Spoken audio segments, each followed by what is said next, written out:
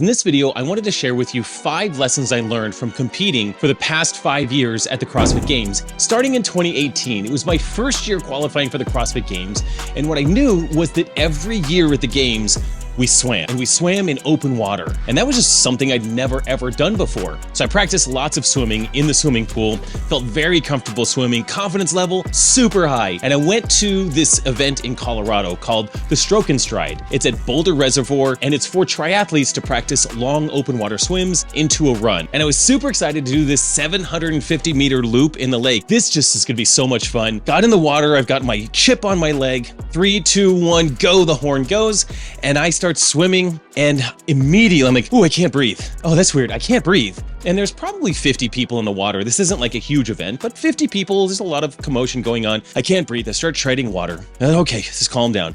Get back to it, try to get going again. I can't breathe. The chip timer falls off my leg, and all I'm thinking is like, now I gotta pay for this chip timer. Oh my gosh. I can't breathe. And now I'm treading water, afraid that I'm not going to be able to tread water very long. And I'm not even that far out, but I'm too far to swim back. So I whistle down a jet ski. The jet ski comes over. I hold onto the jet ski. He's like, hey, do you need to hang on here for a second? I'm like, no, there's no way I can do this. Absolutely not. So I took the jet ski back to the shore. And I stood on the shore just feeling like, oh my God, I've got 5 weeks to the CrossFit Games and I can't make it 60 feet into the water. So I had a panic attack in the water during an open water swim. This is actually very common for people who go out and do some open water swimming for the first time. I didn't know that at the time. I just felt this big, huge failure and this sense of dread. Like if I can't do open water swimming at the CrossFit Games, I'm gonna lose. Like I have to be able to swim. I'll take a DNF. I won't even be able to get through an event if they actually have it. So I found a small lake that allowed open water swimming. They had these buoys about every 20 meters or so. I think they had 4 buoys. So I went to the lake the next day. I swam to the 20-meter buoy and I came back, and I swam to it and I came back. Ooh, no panic attack. Okay, that's great. I got the courage to swim to the next buoy and back. So this is past the first buoy to the second buoy and back. And I worked on that. Then I worked to the third one. I worked to the fourth one, called it a day. The next day I went back. I did to the first one, then to the second one, third one, fourth one, went back. I went to that lake every day until I could go to the 5th buoy and back a few times without touching the ground in the area where I could touch. Just turn and swim, even though I know I could touch, turn around and I went for it. A week later, I went to the Stroke and Stride. 3, 2, 1, go, got in the water, and I made it. I got through the 750-meter swim, got to the end, changed into my running shoes, and PR'd my 5K. Felt so good, confidence level through the roof. I swam a couple of times in the smaller lake that week. The following week, went back to the Stroke and Stride. Panic. Had to hold onto the boat of a lifeguard multiple times going around. Back to the drawing board, back to the small lake. Swimming every day. Back to Stroke and Stride. Think I did 5 weeks of Stroke and Stride, with the first one being a panic attack, the third one having slight panic attacks, having to hold on to a life raft multiple times, and then making it. I worked through it. I worked hard. I had to put my face in the water over and over and over again and control my mind, being deeply afraid that if I have a panic attack in the middle of the lake, they'll never find me in the bottom of this huge lake. I had to let that go. I knew I just needed to focus on what I needed to do. Breathe with every stroke. Every 10 strokes, take a look to make sure I'm on target. Back to breathing. 10 strokes, look, got really methodical with that, and that helped me navigate that. Now, just as a side note, I've done lots of open water swimming since then. I've done a couple of half Ironman triathlons, long swims. And a swim coach down the road gave me this one tip. He said, let your breathing determine your pace in the water. Keeping myself nice and calm at the beginning of a swim, and then swimming to that breath cadence, keeping myself calm, allows me to acclimate, get comfortable in the water. And after a couple 100 meters in the water, I feel great. And I can actually pick up my pace and start to really work in the water. The result of all that hard work, went to the CrossFit Games in 2018. There was an open water swim, 500-meter open water swim. There were 20 athletes in my division, and I took third. I took third in the event. I was more proud of that moment at the CrossFit Games than hitting a 225-pound snatch for the first time ever in another event. I swam, I took 3rd place behind a D1 swimmer and another guy that lives in the ocean that didn't even wear goggles for the swim. He was like a mermaid out there just crushing the swim, okay? Shout out to David Levy for being an incredible swimmer. And a month before the games, I was afraid I was drowning. The takeaway is that there are things that we can be afraid of in the sport of CrossFit. It could be rope climbs. It could be catching a snatch in the bottom position. It could be a frustration with double unders. There are fears. There are things that we don't think we can do. But if you just chip away at them in small segments and build confidence and practice and know that it just takes time, you can get there. Anyone can get there. If I can swim, I can get there. Now I win swim events. And that was a huge, huge weakness for me in 2018. 96 degrees out, gonna do a track session here. Obviously, I'm using Element to keep me hydrated. Because it's so hot, what I'm doing today is half of an Element in this shaker bottle while I'm training. It's about an hour track session. I've got another half Element, full thing of water in the car for the drive home to rehydrate post-workout. Element helps anyone stay hydrated without the sugar and dodgy ingredients found in popular electrolyte and sports drinks. And it's crazy that there's a growing body of research revealing that optimal health occurs at sodium levels 2 to 3 times the government recommendations. Each stick pack delivers a meaningful dose of electrolytes free of sugar, artificial colors, or other dodgy ingredients. Right now, get your free sample pack with any purchase at drinkelement.com/Jason Grubb. Again, that's DRINKLMNT.com/Jason Grubb. All right, we're done. Second element going down the hatch. The lesson I learned in 2019 was to develop a marathon mindset when it comes to competing in a long event like the CrossFit Games or any kind of competition that lasts multiple days. The idea is that there are lots of events in a competition weekend like this, and a poor event showing may not take you out if you continue to persevere and endure through the rest of the competition. You can still end up winning, as I did. So 2019, first event, 500-meter row into 30 bar-facing burpees.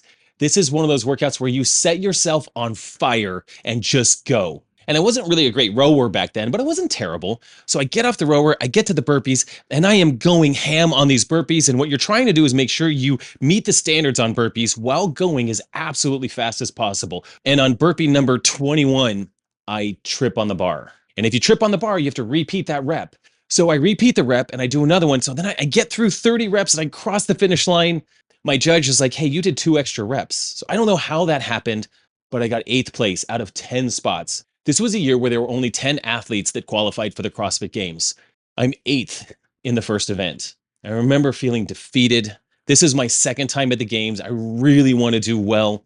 And I start out in 8th place. I remember sitting back in the athlete area, discouraged. Like, how am I going to come back from 8th? This event that took 3 minutes to get through, and I'm in 8th place. And I had 1 or 2 other events to do that day. And one of those events was the Ruck Run. If you're familiar with the Ruck Run, it was an event in 2019 where Matt Frazier lost a sandbag out of his ruck pack and actually got a penalty. So what you did is you had a ruck bag on your back with 20 pounds in it. And you ran 1,500 meters in this huge loop, came back into the stadium, added 10 pounds.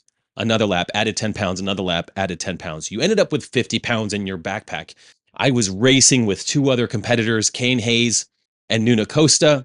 We had no idea that Rickard Vint had already finished the race within 3 minutes of starting. He was just so fast. We thought we were all battling for first place. We were actually battling for second place, but I got second place in that event. And I had a whole rash of second place finishes with a first place, a third place, and a fourth place, in addition to the 8th place. And I ended up winning the CrossFit Games. I was unsure that I had won when it was all said and done. On the last day, we had 3 events back to back to back. That's 300 points right there. And I remember walking off the field just wondering, like, I don't know, hopefully I'm on the podium. And it turns out that I had won the CrossFit Games by 130 points. So here's the takeaway. Competitions are marathons. They're not sprints. A single poor performance doesn't always define the outcome. Persistence and consistency do. In 2021, the lesson I learned was to play to your strengths in competition. If there's an event that I can win, I should win that event. So let me paint the picture of the games that year. We've got 20 athletes in the field again, which is awesome. And the first event is a 4-mile run. The second event is a snatch event. And the third event is deadlifts and rope climbs. And I look at that day and I'm here to win the CrossFit Games in 2021. I did it in 2019, and now I had aged up. I'm here to prove it that I can win again. But the second event is a snatch event. And I am not the athlete that's going to win the snatch event. I'm going to take a hit in that event. I've got to think about that and plan for that. So the first event is a 4-mile run. I'm a decent runner and I've got a very decent amount of grit. So I'm going to win this race and I'm going to win the deadlift and rope climb workout. These are two events that I can win. I'm going to win these and see what happens in the snatch. That's my plan for the day. So go out for the run, 3, 2, 1, go. It's 5 laps to equal 4 miles. And they start all of us together. So this course has all of the Masters athletes on it and maybe even the teenagers. I don't remember. So you kind of get lost in the crowd, but I know where my guys are. I know where Jeremiah Head is. I know where Mike Kern is. I mean, I know all these guys, but there's this one athlete in my division, at least his shirt showed that he was in my division. I didn't know him. He was running ahead of me. And so I'm just going to stay with this guy. And on lap 1, he's there. I'm right behind him. I don't know where anyone else is behind us, but I'm behind him and I need to beat him. Lap 2, he's not slowing down, and I am PRing my mile times this whole time. Every mile was a new PR on my 1 mile effort. So we're doing these laps. My pace is way too fast. My wife is calling out my pace as I pass them, and I'm just thinking to myself, like, this is way too fast, but I'm not losing this guy. Lap 4, he dials it back, and I pass him. And now all I'm thinking is, like, he is going to come up and sprint past me at a certain point. So I am running scared on this final lap. I get to about 400 meters till the end and I gun it. And I run as hard as I can, come around the corner, come into the stadium, turn in, I'm sprinting down the field. I cross the line. I am almost going to puke because I sold everything. I turn around and there's no one there. After the race, I went up to him and I was like, bro, I thought you were like gaming me at the end and you were just going to come flying past me. He's like, no, I just got tired. Like I couldn't keep up that pace. I'm like, I know. It was the most insane pace. For a Masters athlete, we were running the entire pace of this 4 miles at a 6:20 mile pace, which is not crazy impressive in the world of marathons or long distance running. But for CrossFit Masters athletes, it's a very good pace. We get to the snatch event. I get 10th place out of 20. It was predicted. I actually hit the snatches that I planned on hitting. So it was a huge win for me in that event, but I'm 10th place. So first place, then 10th place. Then we get to the rope climb and deadlift workout, and I'm gonna win this event. 3, 2, 1, go. It's a legless rope climb into 5 heavy deadlifts. And I've got Mike Kern right next to me. He is a monster at both of these movements. And I'm just like, I've got to get Mike. I've got to beat him. I have to have first. He beat me in the snatch. He didn't do too bad in the run. So I have to win this event. He was my primary competition that year. And we are neck and neck in this event. We get to the last rope climb. We both come down at about the same time. He climbs the rope so fast, faster than me. We run to the barbell and I'm shorter. So my deadlift cycle speed is just a smidge faster, maybe 1 deadlift faster. I sprint across the line. He's coming after me. He knows he can't catch me. There's just enough time. But man, it was close. So here's the takeaway. Identify your strengths and leverage them. Prioritize winning where you can. And don't be afraid to go for broke when the opportunity arises. 2022. Learn from the best.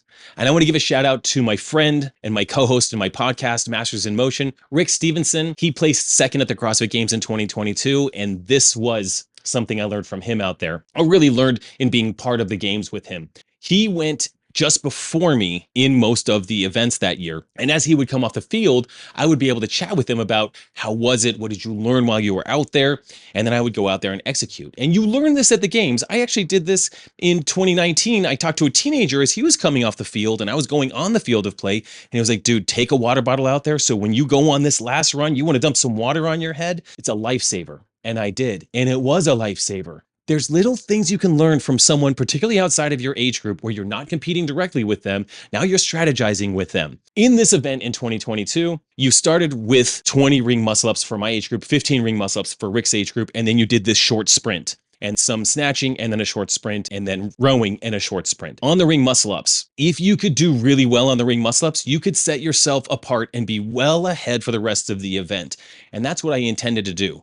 These were rings hanging from the rig with very long straps, which makes ring muscle-ups more challenging. Also, it was quite windy that day, so the rings were swinging around a lot. I remember thinking, I'm probably going to break up these ring muscle-ups into like 14 and 6 or something like that, but I'm going to be really careful to try to come down, let those rings go. Hopefully they don't blow too much and jump up and grab them. As Rick comes off the field, I was like, Rick, how was it? He's like, I went 15 unbroken. I was like, oh my God, you went 15 unbroken ring muscle-ups? He's like, oh yeah, it was no problem.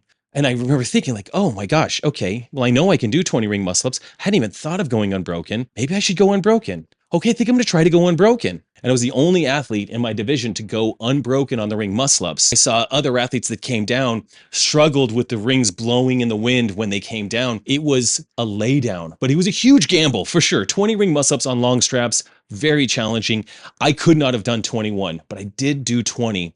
And that set me up with a huge lead, a huge advantage in this event, and I ended up winning the event. Thanks to Rick. And being able to chat with him, knowing what Rick's capacity was versus my capacity, it gave me the confidence to lean into something that I hadn't considered prior to that moment. The takeaway is that you can always be learning from those around you in competition. Adopting effective strategies from others can provide a competitive edge. You'll see all the athletes at these types of competitions watching the live feed while other athletes are out there doing it. We're just looking for little tricks, little ways, maybe transitions, or where someone puts chalk. There's all these little things that you can learn from someone else. So when you're at a large competition like this, find a friend in another age group so you can collaborate. It's a lot of fun. 2023. Trust your plan. Okay, I know this goes the opposite of what I just said in the last one, but you have to find some balance here. What Rick suggested to me opened my eyes to a plan I hadn't even thought of. Okay, here I'm talking about trusting your plan. I'm thinking about the last event of the games in 2023, and it was 20 bar muscle ups into 30 dumbbell squat snatches with 70-pound dumbbell for us. This is one of those workouts where we're all wondering, as athletes, should we go unbroken on the bar muscle ups? Will that tax us too much to go into 30 dumbbell squat snatches, which we're also not super comfortable with? That weight is heavy. Do we want to go singles on those? Do we do touch and go on those? They had 3 dumbbells out there, so you would have 10 in this station, 10 in this station, 10 in this station as you work your way down the field in the indoor coliseum towards the finish line. So it's really a pleasant workout to watch in the live feed. It was very cool. And I remember in the background where we were warming up, we do a few muscle ups and then a few dumbbell squat snatches, and we would all sort of sit back and we're talking with other competitors like, are you going to go unbroken? I don't know. Are you going to go unbroken? I don't think we can go unbroken. There's all this chatter back there and we're all lying to each other. Honestly, are you going to go unbroken? I don't know. Well, of course I'm going to go unbroken. I know you're going to go unbroken. I know you're going to go unbroken, because when we got up there on the floor, even though we were all unsure if we were going unbroken, at 3, 2, 1, go, we all went unbroken on those bar muscle ups. But I remember my plan was this: unbroken bar muscle ups for sure. And then I'm going to go touch and go 10, then touch and go 10, touch and go 10. I know I can do that. Let's see how it feels. I had a backup plan, of course, to go singles on the squat snatches, but let's just see how that goes. And that was my plan. And I had a specific cadence I wanted to do that too, so that I wouldn't burn out or I wouldn't have to take a break. So it wasn't super fast touch and go squat snatches, but it was very methodical and machine-like as I worked my way through the reps. We all went unbroken on the bar muscle ups. We come off, we're doing the snatches. I see a bunch of other athletes doing singles. It encourages me in my strategy. I feel like I can go touch and go. I do the first 10 and I'm locked in. I know I can do 2 more sets of 10, no problem. And it was really satisfying to know I had my plan and I executed it, regardless of the chatter around me. Know yourself, know your abilities, trust your plan. And the takeaway: competition involves psychological elements. The elements of others chatting in your ear, talking strategy, but is it actually strategy? You got to plan for that. And stay true to your strategy and know what you're capable of and stick to that plan. Be cautious of the potential mind games that other athletes will bring to the table, because sometimes that shows up. So those are 5 things I learned. 2018, embrace your fears. 2019, adopt a marathon mindset, because you're in for a long competition weekend. 2021, play to your strengths. 2022, have some friends in other age groups. 2023, trust your plan, trust your training, trust yourself. And those are the lessons I learned. I've got lots of other lessons from all of the competitions that I've been in, but those were some fun ones from the past 5 CrossFit Games. I guarantee I'll learn some things this year in Birmingham with a much larger competition field in the 2024 CrossFit Games. I'm super stoked, can't wait for that. And if you haven't already, click the subscribe button. Like this video. It lets YouTube know that this is content that you enjoy and that might be good for other athletes out there. And if you have questions or comments, leave them in the comments below. I try to respond to those as often and frequently as I can. And as always, guys, your best days are ahead of you. Get bolder, not older. See ya.